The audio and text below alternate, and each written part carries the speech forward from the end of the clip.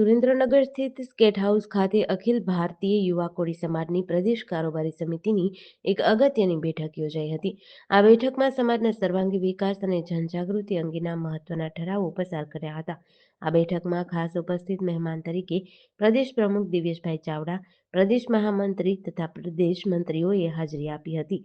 સમાજ સેવા અને સુધારણા, સમાજમાં વ્યાપ્ત કુરિવાજોને દૂર કરવા તેમજ શિક્ષણ અને સામાજિક ચેતના જગાવવા માટે પાયાના સ્તરે કામ કરવાનું નક્કી કર્યું હતું.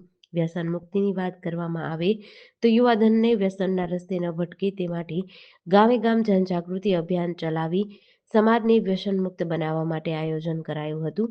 તેમજ સમાજની પ્રગતિ કેવી રીતે થાય, જરૂરિયાતમંદ પરિવારોને મદદરૂપ કેવી રીતે થઈ શકાય અને યુવાનોને રોજગારી શિક્ષણમાં પ્રોત્સાહન કેવી રીતે મળે તે બાબતે પ્રદેશ પ્રમુખ અને અન્ય હોદ્દેદારો દ્વારા મંથન કરવામાં આવ્યું હતું.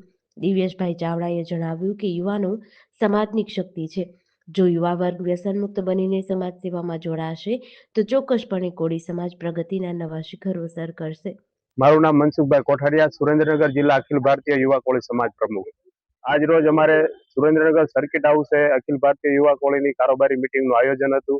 મુખ્ય મુદ્દાઓને ધ્યાનમાં લઈ ટૂંક સમયમાં જે સ્થાનિક સ્વરાજની ચૂંટણી આવી રહી છે એને અનુલક્ષીને કોળી સમાજના યુવાનોને તમામ રાજકીય પક્ષો સાથે વધારેમાં વધારે ગણતરી કરવામાં આવે. વસ્તી ગણતરીના આધારે ટૂંક સમયમાં વસ્તી ગણતરી કરવામાં આવશે સમાજની, અને જે બગદાણામાં ઘટના બની કોળી સમાજના યુવાન સાથે, એવી ફરી કોઈ ઘટના અમારા જિલ્લામાં ન બને એના ઉપર ધ્યાન દોરવામાં આવ્યું.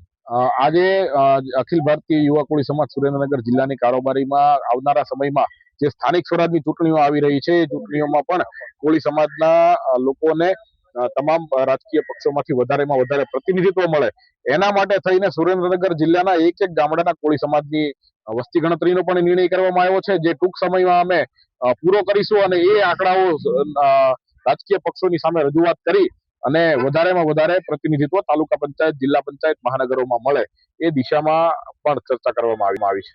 જીડીસી ન્યૂઝ સાથે કલ્પેશ વાઢેર, સુરેન્દ્રનગર.